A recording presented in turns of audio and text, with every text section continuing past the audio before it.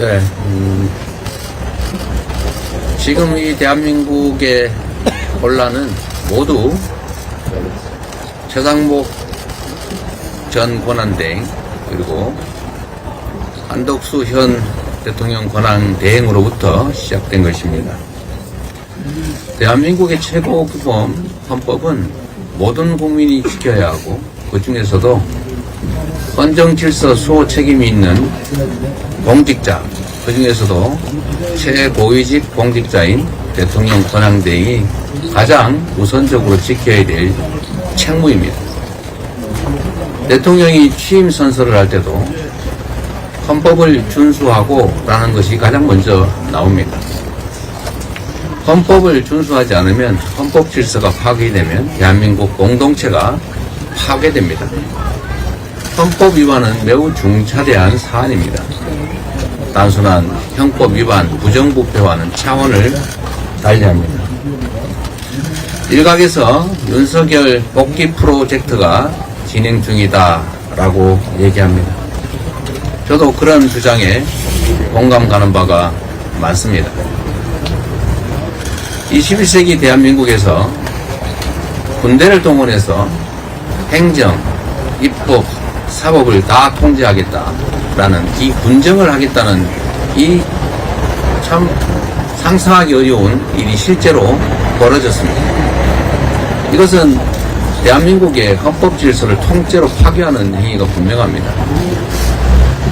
우리가 제주 4.3 사건이나 또는 광주 5.18 상황을 굳이 상기하지 않더라도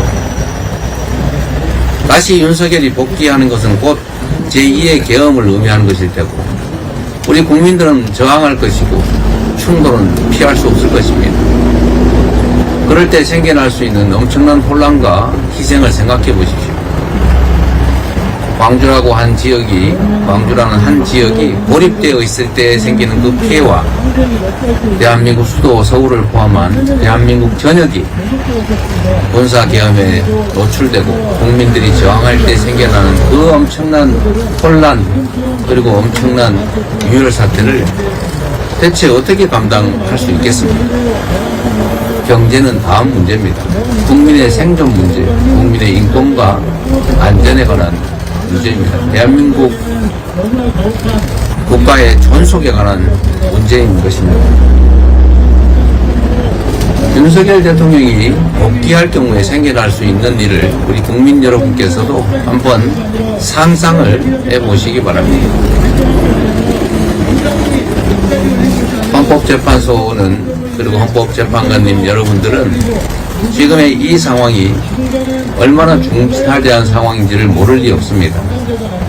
그리고 본인들에게 주어진 헌법상의 책무, 역사적 책무, 국민이 부여한 책무를 잊지 마시기 바랍니다.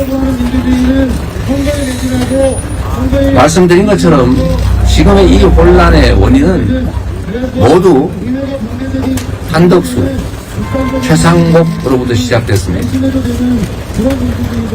내란 주요 임무 종사자들은 전부 구속돼서 재판을 받고 있는데 내란 수괴는 해교한 논리로 석방돼서 활개를 치고 있습니다. 법률이 정한 내란 특검 지명 의뢰를 지금 몇 달째 하지 않고 있습니다. 명백한 불법 아닙니까? 의무적으로 지명을 의뢰하게 돼 있지 않습니까? 그 법률을 대놓고 몇 달째 어기고 있습니다. 그래서 결국은 내란 수괴가 석방돼서 이 혼란이 지속되고 국민들은 불안해하고 있는 것입니다. 또 한 가지 국회가 지명한 정식 의결을 해서 지명한 헌법재판관을 골라서 마음에 드는 사람은 임명하고 마음에 안 드는 사람은 임명 안 하는 것은 결국 국회의 헌법 구성 권한을 침해한 것 아닙니까? 명백하게 정면으로 헌법을 위반한 것입니다. 심지어 헌법재판소가 명확하게 판결했습니다. 임명하지 않는 것은 위헌이다. 헌법재판소법에 위헌 판결이 나면 그 취지에 따라 처분하여야 한다라고 하는 의무조항까지 있습니다. 그런데 이것을 또 어기고 있습니다. 최상목이 어겼고 지금 한덕수 대행도 어기고 있습니다. 그래서 이 혼란이 생기고 있지 않습니까? 헌법에 도전하는 것을 넘어서서 헌법을 위반하고 헌정 질서를 통째로 파괴하고 대한민국을 불안하게, 국민을 불안하게 만들고 있습니다. 해서는 안 될 일이고 용서해서도 안 될 일입니다. 반드시 그에 대한 책임을 물어야 하지 않겠습니까?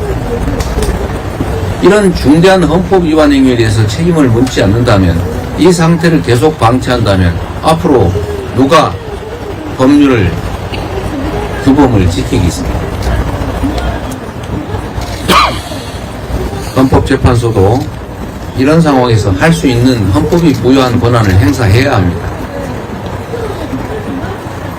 헌법재판관을 임명하지 않는 것이 위헌이다, 그에 따른 처분의 의무가 있다고 하면 그걸 헌법기관이 불이행하고 있을 때 당연히 그 보완 권한을 행사해야 되지 않습니까? 헌법재판소의 신속한 결단을 다시 한번 부탁드립니다. 개인이나 집단, 세력의 이해관계가 아니라 국민과 국가 그리고 역사를 생각해 주시기를 부탁드립니다. 산청 산불 발생 열흘 만에 주불이 모두 진화되었다고 합니다. 사상자가 75명, 이재민 2,100여 명의 엄청난 규모의 살림이 불에 탔습니다. 고인이 되신 분들의 명복을 빕니다. 그리고 피해 이재민들의 위로의 말씀을 전합니다. 일상의 회복을 위해서 우리 더불어민주당도 최선을 다하겠습니다. 정부가 재난재해 대응과 민생 지원을 위해서 10조 원 규모의 추경 추진을 발표했습니다. 다행이긴 한데 너무 적고 그 내용도 매우 부실합니다. 이런 정도 규모로 지금 경제 회복이 되겠습니다. 민생 회복이 될 수 있겠습니까? 그런데 더 가관인 것은 사안이 시급하니 국회 심사를 생략하자 뭐 이런 말을 하고 있다고요. 급하면 미리미리 하면 되지 않습니까? 이 와중에 어떻게 하면 국회 심의를 피해서 마음대로 국가 재정권을 행사해 볼까, 이런 꼼수를 생각합니까? 그리고 재난 대책이, 화재 대책이 긴급하면 예비비를 쓰세요. 뭘 자꾸 말 가지고 장난하던데, 지금 현재 즉시 집행할 수 있는 산불 관련 예비비 다시 한번 말씀드리겠습니다. 산림청에 1,000억의 예비비가 편성되어 있습니다. 지금 쓰세요. 행안부에 3,600억의 재난 관련 지원 예산이 있습니다. 그거 쓰세요. 4,600억입니다. 국가 예비비에 재난 관련 예비비가 1조 6천억이 있습니다. 그거 국회 심의 없이 지금 즉시 집행할 수 있으니까 쓰세요. 이것만 합쳐도 2조 600억 원입니다. 그리고 채무 부담을 통해서 재난에 대비할 수 있는 국회가 이미 승인해 놓은 금액이 1조 5천억이 있습니다. 합계 3조 5,600억이 지금 즉시 집행할 수 있습니다. 이걸 왜 안 씁니까? 이거는 쓰지도 않으면서 무슨 추경을 한 해 만에 하면서 그 와중에 정치적 공세를 하고 있습니다. 예비비를 깎아서 재난 대응 예산이 없다는 그런 회개한 거짓말을, 지금 가족을 잃고 전 재산을 불태우고 생애 기반을 다 잃어버린 그 국민들 앞에 그런 장난 하고 싶습니까? 측은지심도 없습니까? 국민의힘도 정부도 재난당해서 울고 있는 이 국민들 앞에 그런 정쟁, 장난 그만하십시오. 최소한의 양심이 있어야죠. 이런 걸 가지고 인면수심이라고 합니다. 얼굴은 사람인데 속마음은 동물이라 그 말이죠. 어떻게 이런 짓을 할 수 있습니까? 미국이 나흘 뒤인 4월 3일부터 수입 자동차에 25% 관세를 부과하겠다고 이미 했습니다. 완성차부터 핵심 부품까지 수출하던 대한민국 경제에 관련 산업에 큰 피해가 현실로 다가왔습니다. 산업통상자원부가 비상대책을 4월 중에 발표하겠다고 합니다. 이때까지 뭐 했습니까? 불날 것 같은데 예방을 해야지, 불난 다음에 예방대책 세우겠다고 지금 하는 것입니다. 온 나라가 비상상태인데 유독 정부만 전혀 비상하지가 않습니다. 신속한 국가의 정상화만이 침몰하는 경제를 살릴 수 있습니다. 기업과 민간의 노력만으로 이 문제를 풀 수 없습니다. 정부가 나서서 해결해야 합니다. 정부가 무능하니 국회라도 나서야 합니다. 그래서 우리 민주당이 국회 통상특별위원회를 설치해서 의원 외교라도 하자라고 지금 몇 달째 요구하는데, 국민의힘은 왜 이런 것조차 반대합니까? 민주당이 참여하는 게 마음에 들지 않으면 그냥 국민의힘하고 민주당 빼고라도 통상특위 만들어서 통상외교 하십시오.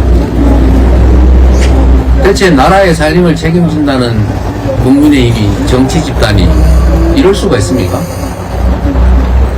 고통받는 국민의 신음소리가 들리지 않습니까?